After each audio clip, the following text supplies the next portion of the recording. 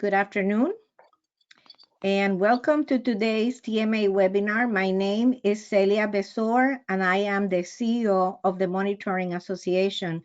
Thanks for joining us today. Before we start, I want to remind you of some features of the GoToWebinar. On the right hand of your screen, you will see the GoToWebinar control panel, and you can expand and contract it by clicking on the top red arrow. Everyone is muted right now, and we ask you that you post any questions through the presentation, throughout the presentation in the questions tab, which is available by clicking on the third icon on the control panel. And you can also find it by expanding the panel.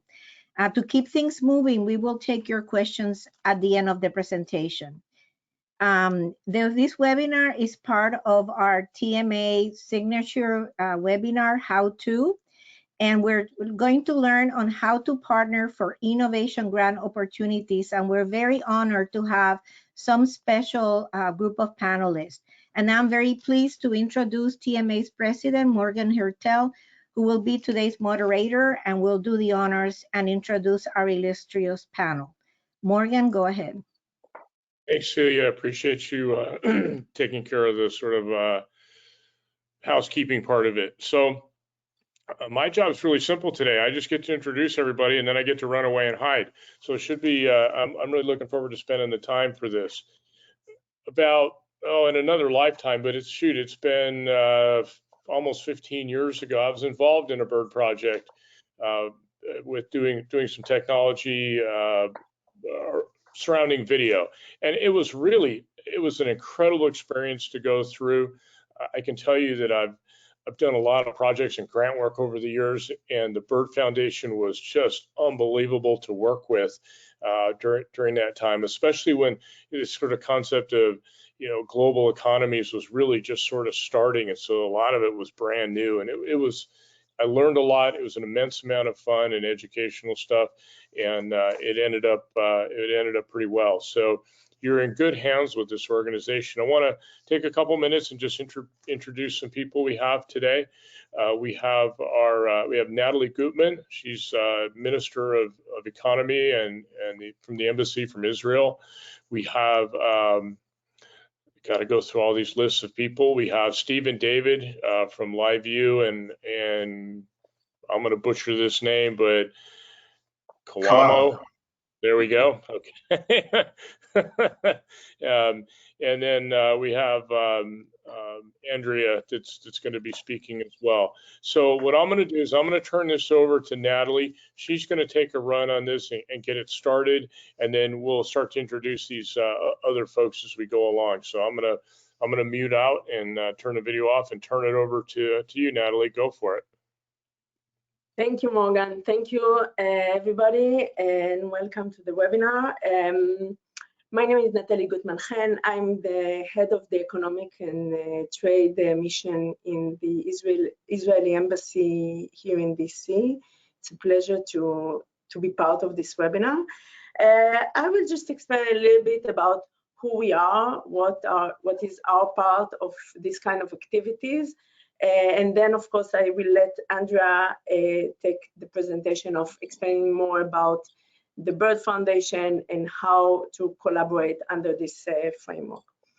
So we are part of the embassy, but we are coming from the Ministry of Economy and Trade and Industry, in Israel. We are part of a network of 45 offices of economic attachés around the world. And our main goal is to promote the economic and trade relation between Israeli companies and American companies in different methods and different ways we do it. Here in DC, we are also working quite a lot also on both on the G2G or the B2B2G partnerships and engagements. We are working a lot on B2B engagements, on trying to bring together R&D activities, and in this part, Byrd is one of our main partners to do so. And we work also on investments that come between Israel and the US. And I think today is a great opportunity to explain and to get some understanding of the Byrd Foundation, which is the main tool for industrial R&D collaboration between Israel and the US. We are also very much open to any kind of inquiries regarding looking for innovation in Israel or looking for partners in Israel on different platforms, both in monitoring, but also in any other sector. We are working on a very broad field of interest and sectors. Maybe just to give a little bit of examples of what kind of activities we're doing. We're working both in big exhibitions, both here in the US, but also exhibitions in Israel. We hope so that the situation with COVID will allow us to get more and more into those in-person meetings as we see a decrease in numbers of COVID. We do also a lot in delegations, bringing Israeli delegation here to the US and vice versa. And we do a lot of one-on-one inquiries, I would say. So American companies looking into finding partners in Israel, or Israeli companies looking for partners here in the US, we will be very happy to assist and facilitate this kind of engagements. I think that will be for now. That's the main part of what I want to say. So if I can be the one presenting Andrea, that will be an honor for me. So Andrea Yona is the representative of Byrd Foundation here in the US. And Andrea, please, you can take it from here. Thank you, Natalie. I just need to share my screen. I think I need to be given the share. Let me know if you can, once I receive that. So in the meantime, here we go, share my screen. Let's see. There we go. Can everybody see it? Okay. First of all, thank you to the TMA Association, to Julie and to Martin and Celia. Thank you for having us and letting us give an overview of this program. Hopefully it will be beneficial to your members. I think that it will. I want to give a special thanks to Aisha, who is a trade officer at Aisha SB, is a trade officer at the embassy. She made the connection and I greatly appreciate it. So a little bit about Byrd. I'm going to give an overview, some background on the program, specifically our program for Homeland Security Technologies. We have a broader program, which I'll touch on lightly. And typically I give examples, but today we have both the US and Israeli partners of a very successful project that was approved within our Homeland Security program, and they'll be presenting their project to you. The Byrd Foundation has been around for a very long time. As Martin said, it's been around since 1977. He was a grantee 15 years ago. It's technically a federally funded R&D program, thus the acronym BIRD, by National Industrial Research and Development. And it's technically a federally funded program by both governments. We started with this endowment of $110 million, which was a 50-50 cost share between the US and Israel. And it's a risk-sharing mechanism. We fund collaborations between US and Israeli companies, supporting innovation and joint development. So it's the joint development of innovative technologies leading to commercialization. We have a board from both governments for our general program, the Department of Commerce, the NIST, State Department, and the Department of the Treasury, and the government ministries, the equivalent ones on the Israeli side, Ministry of Finance, Ministry of Economy, what's called the Israel Innovation Authority. The way that the model works, it's a risk, like I said, it's a risk sharing mechanism. So in each project, it's we're putting $1 to dollar to all of the development expenses between companies, and up to $1 million, or in some cases $1.5 million per project. So that would be for a $2 million to $3 million project, companies can leverage the full $1 million or $1.5 million. The other 50% comes from the companies. So it's their cost share, which can be in kind, which can be any kind of outside funding, with the exception only of another source of federal funding. So the companies put in their 50%, Byrd puts in 50%. So everybody is sharing in the risk and then sharing in the benefit. So if a project is successful, as defined by revenue, then the companies repay through royalties. So this is non-dilutive. We're not taking any equity or IP. The companies repay royalties based on their revenue. It is capped. So the most the companies would ever repay is 1.5 times of what we put in. If there is no success, if there is no revenue, then the companies aren't repaying anything at all, and it's just a grant, which is why we call it a recoverable grant or a conditional grant. We fund projects in all industry sectors, with the exception only of military-specific applications. But you'll see here that the largest part of our portfolio is the energy sector, life sciences, and Homeland Security is now one of the larger ones. And that's because we received some extra funding specific to Homeland Security and the energy sector. So this has been a successful project for Byrd throughout the years. We've funded, we've approved many projects.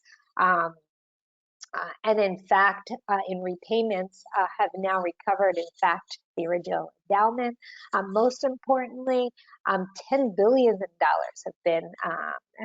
have been achieved both directly and indirectly through Byrd sponsored activities. This can be everything from export and revenue and investment, and there's all types of metrics of success that has come out of the Byrd program. We have 2 general cycles per year. We're currently in the midst of one that started March 1st and will end in June with a selection of projects. And this is our general cycle. This is the one that's been around for a very long time. And we typically select 8 to 10 projects per cycle. And these are our 2 cycles. The first one that we're in now, starting in March, ending in June, and then the next one will start in September and end in December. But we're here today to talk about a very special program starting back in about 2016. Since Byrd has been such a successful program for the 2 governments, the U.S. Department of Homeland Security and the Israeli Ministry of Public Security decided they were going to provide some additional funding and leverage the Byrd risk-sharing mechanism, focusing on their specific priorities in Homeland Security, including many different topics. It's a cycle that happens once a year. It's upcoming. We have executive summaries due April 25th. And the decisions will come in September. It focuses on topics that you can see here, including law enforcement for cybercrime, technologies to secure critical infrastructure and public facilities, safe, secure, smart cities, border protection, all kinds of UAS-related technologies, and technologies focusing on first responders, video analytics, and others. So it's a broad range, and we encourage companies, if they have an idea, to come to us if they're not sure if it's related or not. And if we don't know already, then we'll find out for them. So the program overall always includes 2 companies or a company and a university in the Homeland Security cycle. And the 2 companies typically will have technologies that are either integrating one in the platform another, or technologies each that are bringing something to create a joint product, service, or technology. And where combined, they can bring more value than they could each separately. This is our last cycle, and the projects that were selected in that cycle. One with a company from Washington State and an Israeli company specific to UAS and collision avoidance, and another with a company in Florida and their Israeli company partner focusing on 9/11 communications for public safety and first responders. So what are we looking for in our projects? So number one, we want to see innovation, high level of innovation. We want to see good synergy between the 2 companies as defined by the things that I said, like synergistic technologies, opportunity to get to market together through the combination of these technologies, or through piloting the technology or testing it in the system of the other.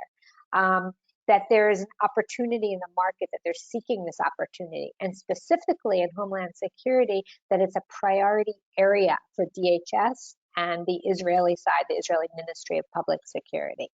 That they have a good commercialization strategy and they have the ability to commercialize and get this product to market.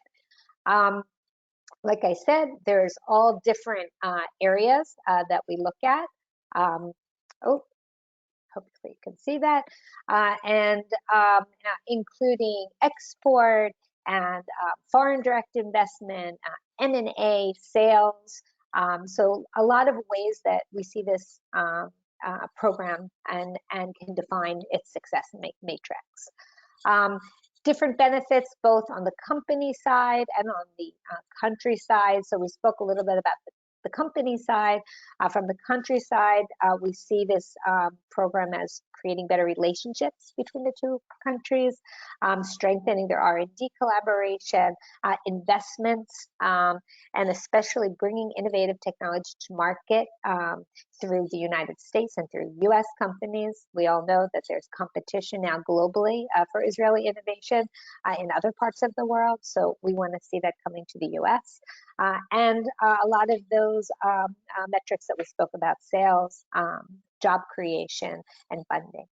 So that's all for me, and I will now turn it over to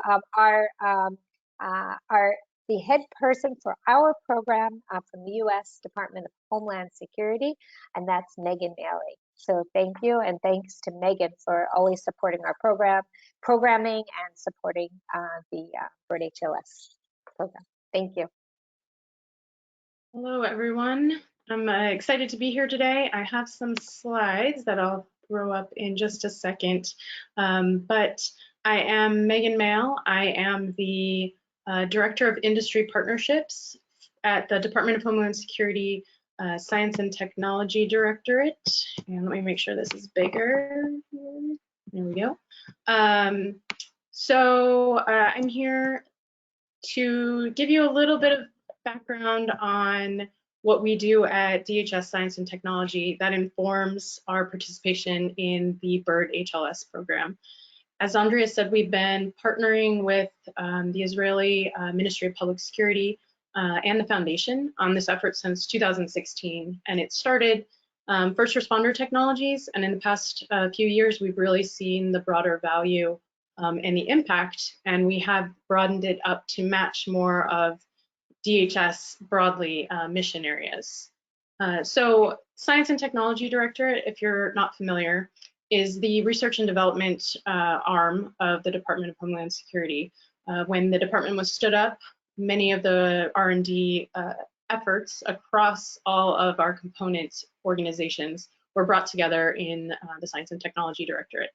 So we focus on 6 main DHS mission areas.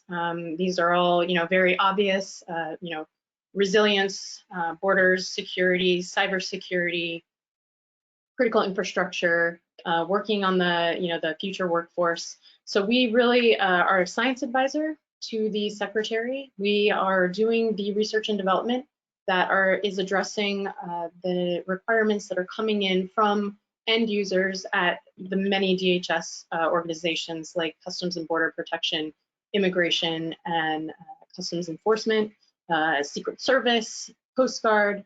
We really work very closely with all of those components to address their requirements. And again, these are our main portfolios that we work on, and we do a lot of applied research. We do have centers of excellence at the we have 10 centers of excellence in our academic partners, and those do more basic research, but primarily the sweet spot for S&T is 12 to 24 months is where we see a lot of our work and getting things out to our end users. So we like to say that we do research and development across 3 work streams. So near-term needs. We know that people operationally are looking for solutions yesterday. So we really have very short-term focus areas trying to get the work out the door. And we do that a lot with partnering with other federal agencies. We do a lot of work with Department of Energy, the national laboratories. We also fund a lot of companies. We do a lot of research outside of the department as well. We work on foundational science. So again, our national laboratory network, the centers of excellence that we run. We also play very heavily in the Small Business Innovation Research program, which DHS S&T runs for DHS broadly. And then we have focus on future needs and emerging threats. What's going to happen 3-5 years from now? That's overarching areas that we need to be thinking about to inform component requirements going forward. And those are run out of our technology centers. So those are things like data analytics, human behavior, real science. So we have a number of focus areas in those areas as well to make sure we're really hitting things now and things down the road. My division, Industry Partnerships, is really focused on outreach to industry. We do a lot of events. We do a lot of speaking engagements to talk about our innovation funding programs. So we run a number of programs, and I'll throw them up in a minute and mention them, although I can't get into too much detail today, but certainly invite you to ask questions or connect afterwards. And then the third piece is we want to make sure that the solutions that we're funding, the R&D that we are contributing to, actually makes it out into the commercial market. And Byrd HLS is a great example of that. We are contributing funds to interesting, innovative ideas, and we want to see it commercialized. So we don't do a lot of just government-funded, government-owned solutions. We really are trying to impact the Homeland Security market, and create intellectual property and solutions that companies can, broadly commercialize, not just for DHS. Of course, selling back to our component end users is a big piece of it. But we know that a lot of the applications and a lot of the use cases are, much broader than just within DHS. So we have a number of programs that are available at any given time. Byrd is it's #1 on this list alphabetically, but also obviously why we're here today. We run. Andrea really went over the program there, but we have an annual call for proposals that's open right now, and we have Hacking for Homeland Security, which is looking at how we engage with university students to solve DHS programs. So they learn lean startup methodology, and we are also trying to encourage people to come back and work with DHS down the road. We also run the department's engagement with In-Q-Tel and the intelligence community. They do a lot of tech scouting for us, a lot of startup engagement there. S&T runs the long-range broad agency announcement. So this is a standing 5-year open invitation to industry. We're really looking for high-level, interesting proposals. So we have, I think, 26, 22 topics right now that are just open. We are not very prescriptive about what we're looking for. We want people to come tell us how they will solve those. So that is open, ongoing, rolling submission basis right now. S&T also runs prize competitions for the department. So these are really just crowdsourcing citizen innovation. We just closed a prize several weeks ago on cooling solutions for climate change. So that's just one example of, very small purse, but big impact, quick turn, interesting ideas. We also run the Silicon Valley Innovation Program, and despite its name, it actually does have a portfolio of startups across the country and internationally that are focused on bringing the startup speed to the government. It is encouraging people who wouldn't normally work with DHS to fund solution, or to work with us on funded solutions. So we use the department's other transaction authority, which more closely mirrors commercial contracts. So there isn't as much of a burden to get a government contract. They're also, smaller awards, 6-month period of performances, trying to really get tech solutions out the door. And we've had a lot of luck with that program, and we have some open topics right now that I'll share in just a minute for awareness. And finally, I mentioned our Small Business Innovation Research Program, obviously well-known and a long-running program across the federal government. And we see great value in the work that is done by small businesses through that program, U.S. companies providing solutions and commercializing, and certainly growing businesses around Homeland Security technologies. On the other side, we run our tech transfer and commercialization office. So we're really, again, focusing on sort of bridging that valley of death. So we coordinate intellectual property right protection, licensing, and commercialization activities for not just science and technology, but the department more broadly. So we also run the department's Cooperative Research and Development Agreement Program. So this allows DHS to collaborate on research and development or testing and evaluation with non-federal partners. So industry where it's not a commercial, it's not a contract, but it is allowing us to share information and jointly develop intellectual property to really bring something to DHS. And then in turn, we might be sharing information that might not be available otherwise to a partner.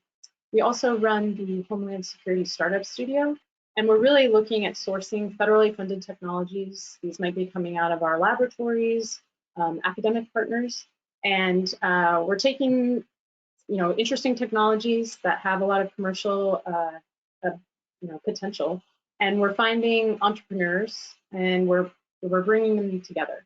So we're on our second cohort, and our first one last year actually resulted in 5 different companies being formed. And those technologies are being brought to market. So we're very excited to see how that program goes. We also have our partnership intermediaries, which assist us with tech transfer and commercialization. And finally, our Commercialization Accelerator Program, which again is looking at US federally funded technologies coming out of labs and federally funded research centers. And we are just doing a little bit of tweaking to get things that weren't necessarily created originally for a Homeland Security use case. And we're pivoting them and providing a little bit of assistance to really get them to our DHS end users.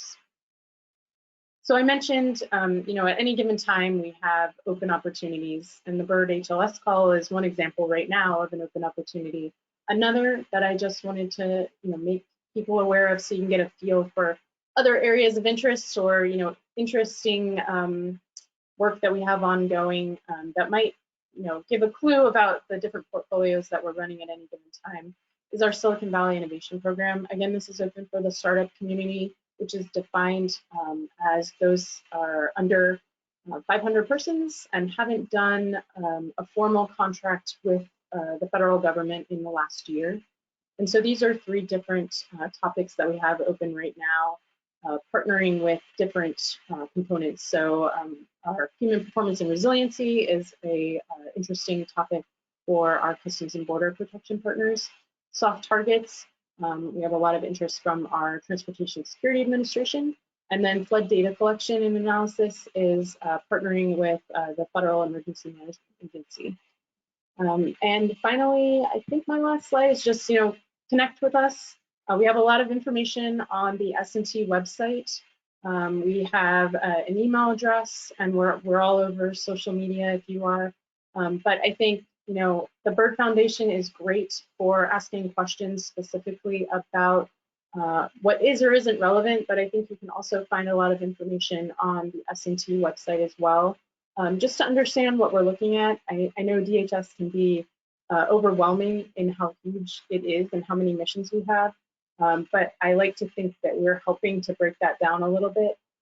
So I think that's all for me, and I think I will be turning it over to Steve and David. I can figure out how to stop sharing my screen. Apologies. There we go.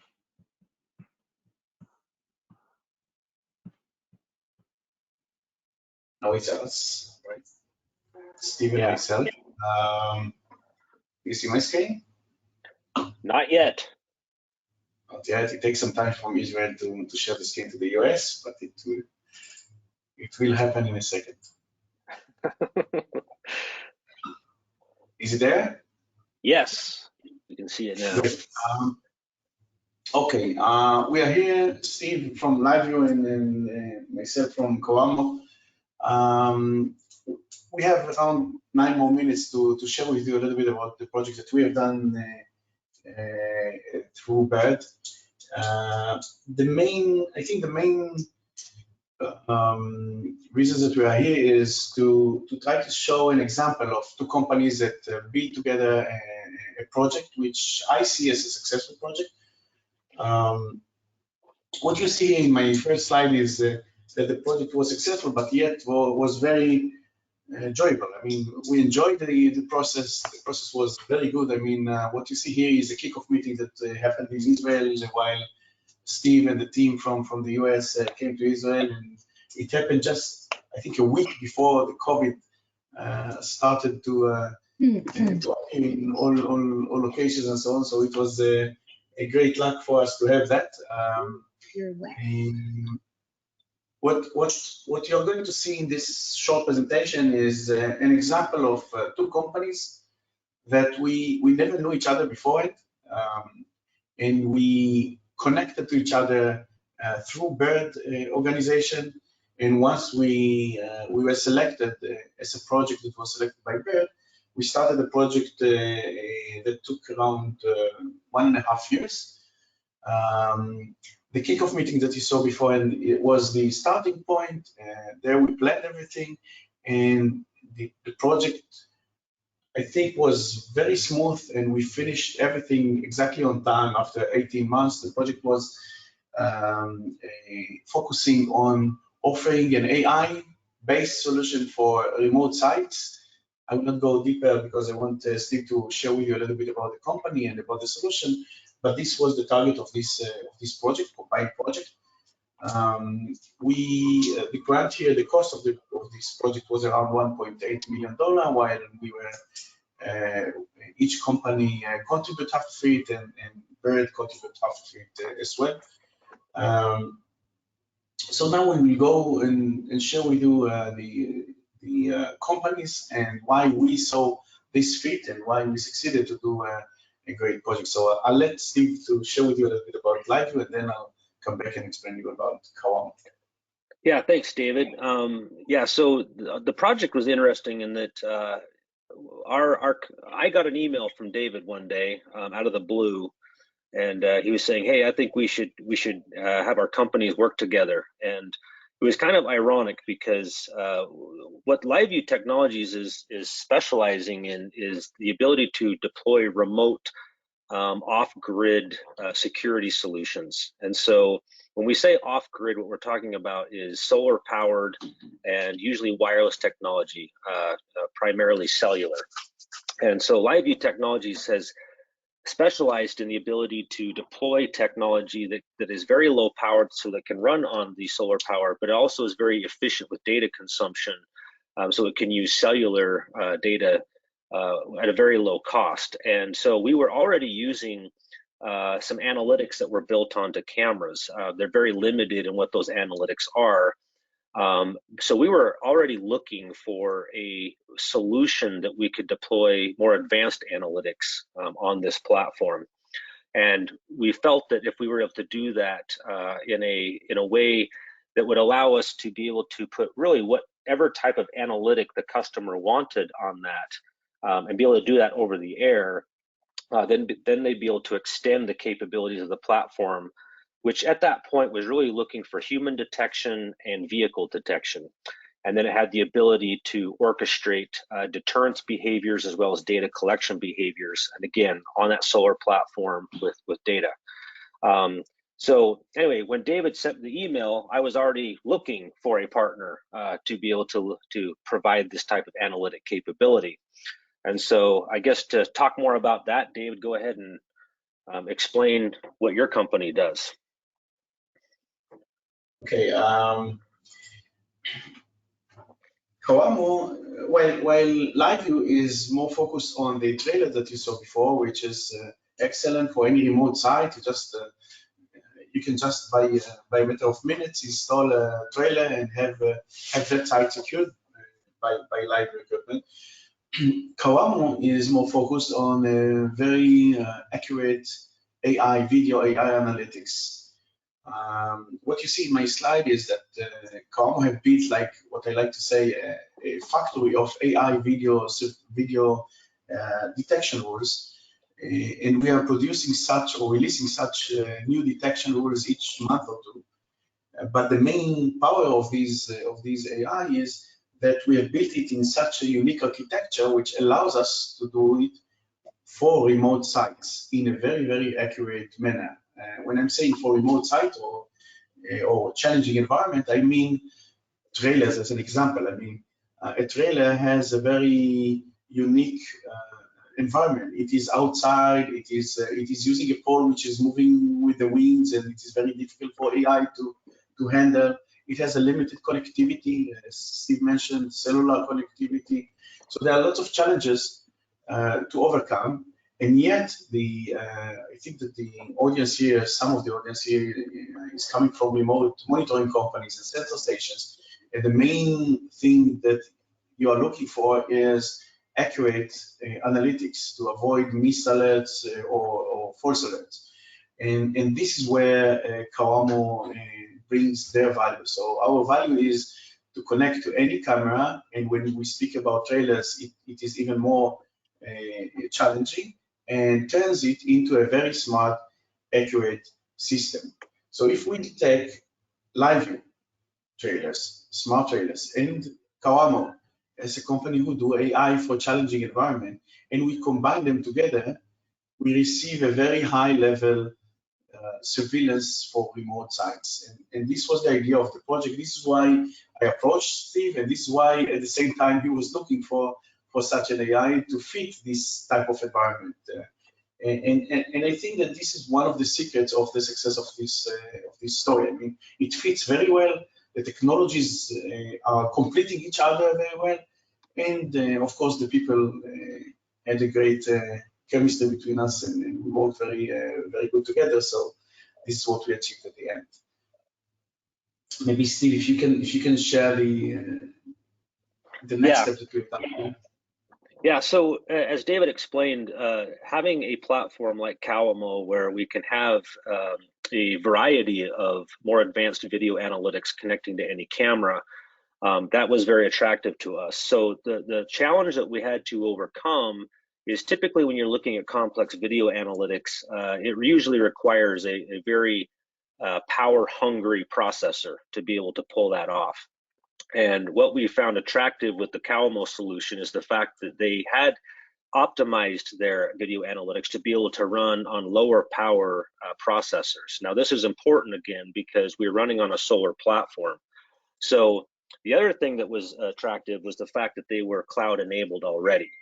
And so what we mean by that is the ability to process data on the edge and then be able to further process that data in the cloud. And so both companies had a very similar architecture where we had that edge processing and then we had the cloud processing. So again, bringing those two solutions together fit very well together. So LiveView Technologies has a very broad footprint in various commercial applications, government applications.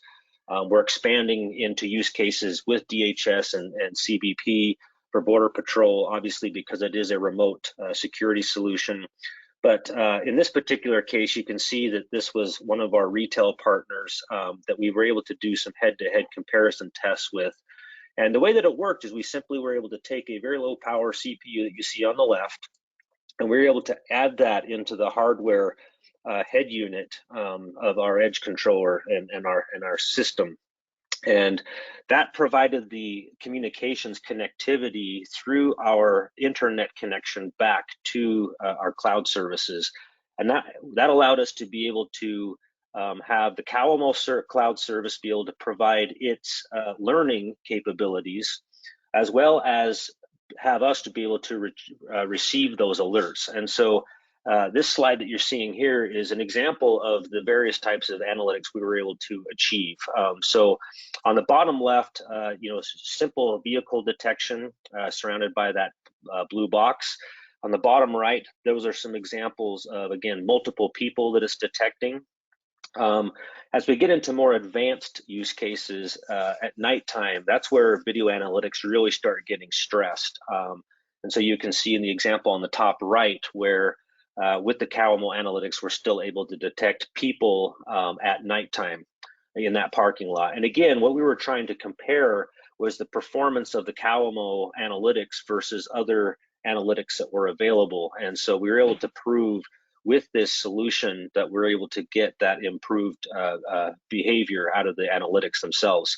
Now, the way that that works with the LiveView system is once the Calamo system is able to detect that particular video analytic alert, that alert was ingested into the LiveView system, and the orchestration of deterrence, whether that be audio talk down or strobe lights, floodlights for that on-premise deterrence factor, as well as the data gathering orchestration, where we're able to gather additional data, video clips, pictures, GPS information, and that was able to be sent up to our command center system, which is what you're seeing on the top left, where we had the alert come in, and now a security operator can react to that in real time. So in all, the test, as David mentioned, the whole solution worked out very well between the two companies. And as we're looking forward into the future, there's been market conditions that have been changing, but what we find interesting is this ability to be able to take that solution not only outdoors but also indoors. So Calamo is making great penetration in the United States with their indoor solution, and augmenting that with the outdoor solution creates a single pane of glass for the customers. And so those types of opportunities are what we're looking at. But as David indicated before, we started the project right before COVID hit, where we were able to travel to Israel and meet them, meet their team, and be able to start planning out how the project would work and building those relationships. And what was fun throughout the partnership was obviously we were remote the whole time due to COVID, but we were able to maintain those relationships. And toward the end, it was great to have the Calamo team actually come out to the United States and visit us as kind of a project recap and kind of reward and celebrate the success of the project. And again, great relationships with the Calamo team. Very smart individuals, very polite, very professional. We enjoyed the entire project as we proceeded through, and we look forward to again our partnership moving forward. Anything else to say, Dave? You said everything great. Okay. But if there are any questions, I mean, I'm available now. We're available probably after this the webinar. We're here if someone would like to ask any questions.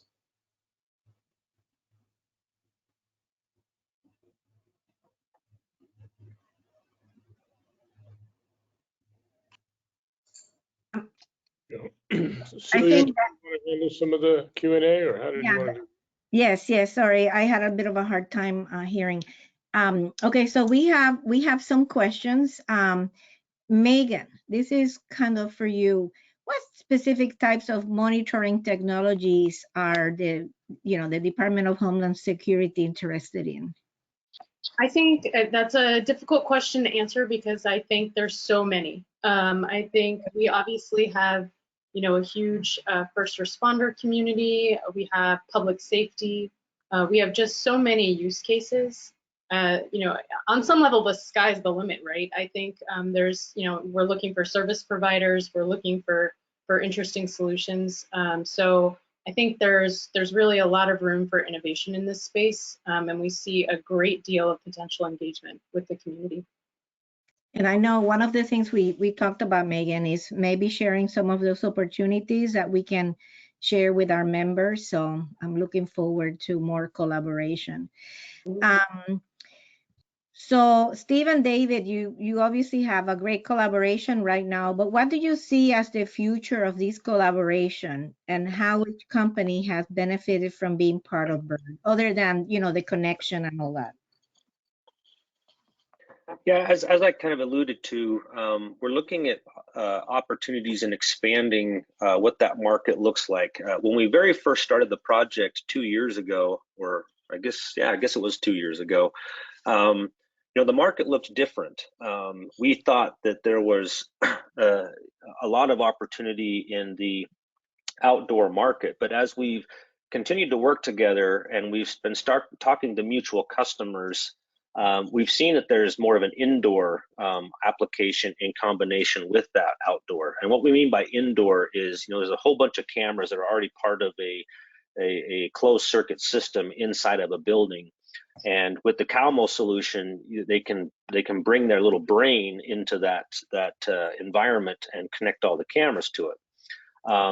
But the beautiful thing with the live view addition to that is now they can extend that outdoors as well. And so the security operations centers for each one of these customers can now monitor all of their cameras in the system, outdoors and indoors, and be able to manage the analytics on those systems. I don't know if you want to expound on that at all, David. It's just that I think the words indoor and outdoor is a little bit here. I think that the main thing that we moved through, if at the beginning we thought that the core of the combined solution is the trailer environment, we found out during the time that we worked together that it might be even a little bit wider. And I can take an example. Let's say there is an area which requires to be protected outside and inside and in all surroundings. So adding trailers in those locations which doesn't have infrastructure is covering certain locations, but adding CAM also connected to any other camera that is already installed within the premises or outside the premises, but has infrastructure into that, and everything is being managed by one management platform of LiveView, which part of the project was integration of the whole platform together under one umbrella system, makes it even more, makes let's say the potential market even wider than we thought at the beginning. Okay. Andrea, this one is for you. What are the specific process to applying for Byrd? So if somebody wants to start, where do they go or what do they do? The two companies need to meet each other. And that's something, it's a collaborative process. We work a lot with our partners at the embassy, and Natalie can speak to that as well. But as far as the application process, after the companies have a partner, EFSID is a US partner, they jointly submit an executive summary. The executive summary is kind of like a pre-qualification document. It also allows the companies to really kind of outline what it is they're looking to do together, and allows us to see if the project really falls within what we're looking for this particular program. In fact, they get in touch with us, they talk to us first. They can even submit a draft version of the executive summary, and we'll even give them written feedback on that, as long as they do it at least a little more than a week before the deadline. So we need some time to do that, but I highly recommend that part of the process. We'll then give them a recommendation within a week of the deadline. In this case, April 25th, if they should or shouldn't move forward in the process and submit a full-scale proposal. We realize that a full-scale proposal does take time and effort and resources, and therefore we don't want to recommend to any pair of companies that they move forward and put in that effort if we don't think the project highly qualifies. Then the companies submit their full-scale proposal. It's evaluated in that case by technical reviewers on both sides. So through Megan's group, DHS has their technical evaluators, and on the Israeli side, it's through the Ministry of Public Security as well as the Innovation Authority. So they do their technical evaluation, submit their scores and comments. And then we have our board that meets with all of the government agencies on both sides. We present all of the projects as well as the evaluations, and the board selects the projects for approval. Once projects have been approved, only then do they really need to sign their contracts with each other and with Byrd. So, and once those contracts have been signed, the companies get an advance on the funding, and then they submit reports, fiscal and technical reports per segment. So every 6 months they submit those reports, and then they receive the next advance for their project. And like I said, typically they're about 18 months, 2 years, and then the project is finished, and they submit their sales reports each year to determine if there's any repayments for Byrd.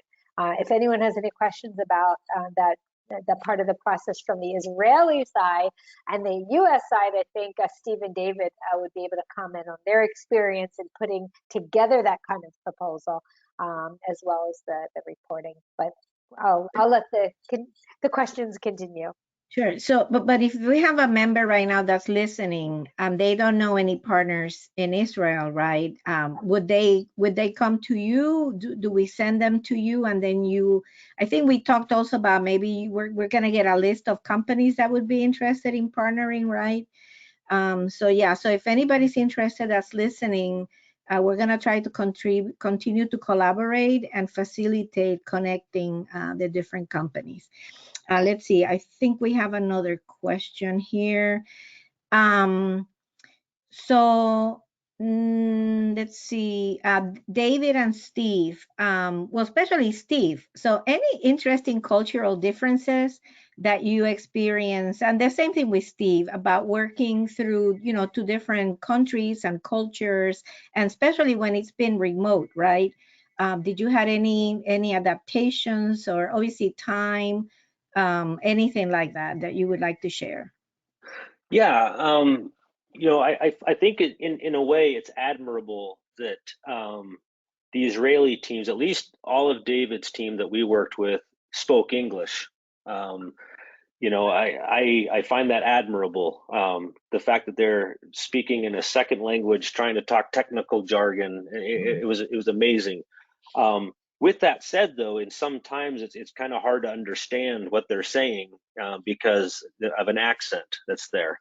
But once you can get past that and kind of get used to how the dialect works, then you move. But culturally, I can't say that I necessarily saw a difference. I mean, like I said, I think they were very polite. They were very outgoing, and more than anything, they were. Because David approached us and wanted to kind of go together into this Byrd project, we were very much students of this whole process. I don't know if that would be the same for other groups, but David was very good to essentially hold our hands through the entire process and kind of help guide through that. So again, we were very appreciative of that and the coaching that he gave to us to work through that. But yeah, I don't really know of anything else that was culturally difficult, and more than anything, it was just a spirit of admiration. I thought they were very talented, and I think we learned a lot from the engagement with them. And so, yeah, I would highly recommend other groups being able to have the same experience. David, what about you? Because it works both ways, right?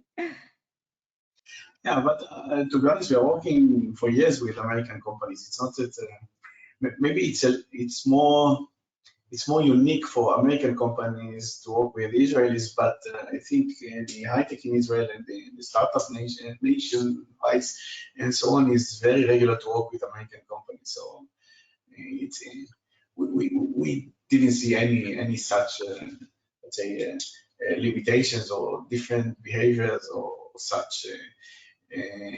Specifically in this case, we built a very good chemistry with the teams, between the teams, and we became very, to be honest, friends. So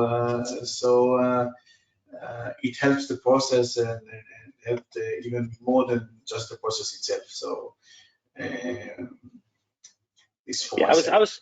I was going to add, I mean, I think it was fun to actually go to Israel, and Dave did a great job of introducing us to local cuisine. We rode scooters around Tel Aviv to find other restaurants. Yeah, it was really fun and very memorable for our team to be able to be there. It was just unfortunate that, because of COVID, we didn't have any more of those, cross ocean interactions in person. But yeah, we very much appreciate the fact that we caught it right before COVID hit, and they were able to come and visit us after. So I guess that's the best we could ask for. And I know we have Avi Lupo, and I know he knows very well this program. Avi, I'm gonna try to make you a panelist and see if you can unmute yourself. And while he's doing that, let me see if we have another question. Let's see. Megan, what benefits have you seen out of this program for DHS, but specifically for the companies that you have seen that participated? I think the benefit for DHS is this is a very unique program. We see a lot of value in the foundation's ability to find these interesting partnerships. I mean, I think David did a lot of work, it sounds like, up front and get the relationship here. But there are so many different stories coming out of the foundation and the matchmaking that's been done. And so I think these are very unique opportunities that we wouldn't otherwise have access to. And I think the value that we also see is the companies that receive Byrd grants and come in under HLS program, you're not just a vendor knocking on DHS's door anymore. I think it gives you some credibility. You're an R&D partner. You have that kind of credibility, so you're not just standing in line, and we can help foster some of those relationships as well, make connections. So I think that's another value for the companies potentially too. Okay, that sounds great. And Avi, you are now a presenter, or so if you, I don't know, go ahead, Avi. Yeah, but can you hear me? Yes, and everybody, Avi Lupo, he's co-president of Dhs Corporation, and I know you have many friends here among the speakers. So go ahead, you wanted to share your thoughts about how our industry could benefit? Well, I'd like just to share, like about 18 years ago, that was the first time that I was introduced to the Byrd program. And in that time, we did the first project was the Dhs Vision with the Life Alert, which is a US company that many people know. And actually today, I'm involved with the company, Zuka Core, which is a company from Israel that next week will submit their grant, basically, as we talk, and we're in final stage of doing that. And on the Dhs side, we are in some process here to identify the partners for doing that. So what is Byrd for me is really, it's the first of all is the bridge between innovation and the market, and then definitely shorten the time to market from the Israeli side and the US side with those innovations. The risk is low because you're looking at 50% of the development that is really risk-free, almost no risk, and the returns are in proportion to the success of the project. Now, regarding the process itself, so we needed basically to prepare a convincing document, that how we call it internally, about the potential of the project. We understood that the things that they have some kind of a connotation to improve the world, security, energy, and things of that nature will have some kind of a benefit. We developed a detailed development plan that included also on the other end the proven market, potential success, and things of that nature. And one thing, just as a tip, we're using this consulting company on the Israeli side that help in this process. The cost of that is relatively low. We're looking at $10,000 to $20,000. The total cost with those consulting company, and basically people that never did it to get involved into that sound like very complicated paperwork, etc.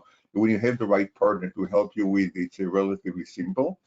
And just as a side note, in the development, I found that because I was sitting on both sides, on the Israeli side and the US side over the years, I found that many times, as Steve was mentioned, the Israelis did way more than the American in terms of driving the process, although the actual core of everything was on both sides. And the final thing that I want to share as a proud Israeli is that in Israel, we have an amazing technologies. Israel is really incubator of technologies, and not many people are aware that technology everybody using, the Intel, the Microsoft, the Google, the FinTech, the FinTech, the agriculture. There are so many amazing technologies out of Israel that everybody is using on a daily basis. And looking at the industry and being in the industry over the years, I think that this bridge between Israeli company and the industry that we know so well, I think that the potential is huge to work much closer. That's great. Thank you, Abby. And I know it's 2:02, but is there anybody among the panelists that would like to say some last words, and then we'll pass it on to Morgan if nobody wants to add anything. I know we're going to keep in touch, and we will be sharing more information with everybody. So this is not a one-shot deal for us. So, Andrea. I actually just wanted to, part of what I wanted to talk about was in the matchmaking, and that's something that the embassy and Natalie's team gets really involved with and provides a lot of value for. So I was wondering, Natalie, if you could say a few words about your office's ability to introduce companies to each other and how we work together on that. Yeah, thank you, Andrea. Yeah, just maybe to give a little bit more detail into that now that we already presented the whole framework and the opportunity. So our office is very much involved with different partners in Israel that could help us also to identify the technologies to a very specific manner. And in this way, if there is an American company, just to give some example into that, that is looking for partners in a very specific solution, we can take this inquiry to our partners in Israel, and also some knowledge that we acquired also here in the office, and to identify the right partners to introduce them. And in this way, this kind of introductions between the Israeli companies and the American companies could be in a very specific and adequate way. So as Celia was also saying, we will share a catalog of companies that could be relevant. We can do the introduction to those companies, but if you didn't find what you were looking for in this catalog and you can identify what you are looking for, we would be very much happy to help you try to identify the right ones in Israel. That is great. Yeah, because that could be kind of, if you don't know where to look, right? That would be very helpful. So this is what we were here for. Absolutely. Anything else? If not, we'll hand it over to Morgan to wrap up. I had a question for Morgan and for Avi, actually. If maybe you could shed some light also on the companies within TMA and understanding the Byrd Foundation and, of course, your organization. Where do you see we could potentially provide the most value to the companies in your, specifically in the TMA organization? Yeah, I'd be happy to do that. So TMA represents the vast majority of alarm monitoring centers within the United States and Canada today. And it also, at the same time, we represent a lot of our members are manufacturers, software developers, automation providers, things like that. And so we become really a pretty easy gateway between U.S. monitoring and security companies with somebody like a Byrd Foundation. And so most of this is just about bringing awareness that this is, that you guys are there, that this is an available pathway for somebody if they want to develop technology specific to a project or a platform or something that they're doing. And it becomes a pretty easy fit for us to promote back and forth to be able to do that. And that's when Celia brought this to me. I said, yeah, let's do this. We're not going to initially have a big gigantic flurry of activity, but there's plenty of people in the U.S. that are looking to develop technology. They're all struggling with people problems and trying to find developers and everything else under the sun.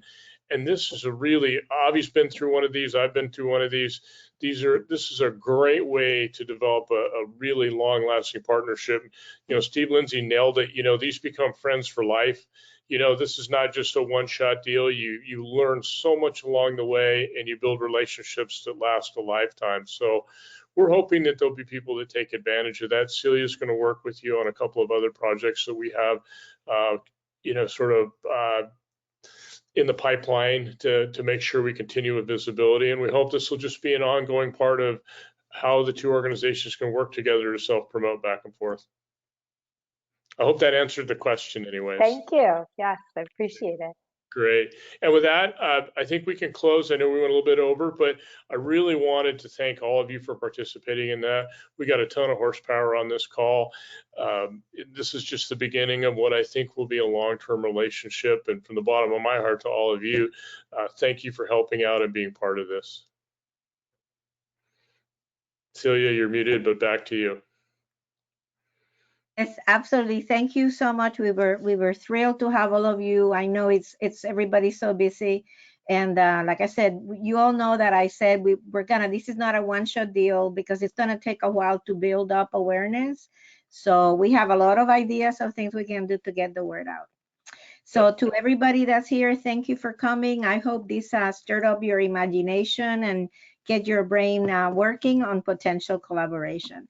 And we'll see you. Don't forget, for those of you that we have a mid-year meeting coming up this month. It starts on the 26th, 27th, and 28th of April. And we hope that you will join us. Take care and have a wonderful day, everybody. Thank you. Bye-bye. Bye-bye.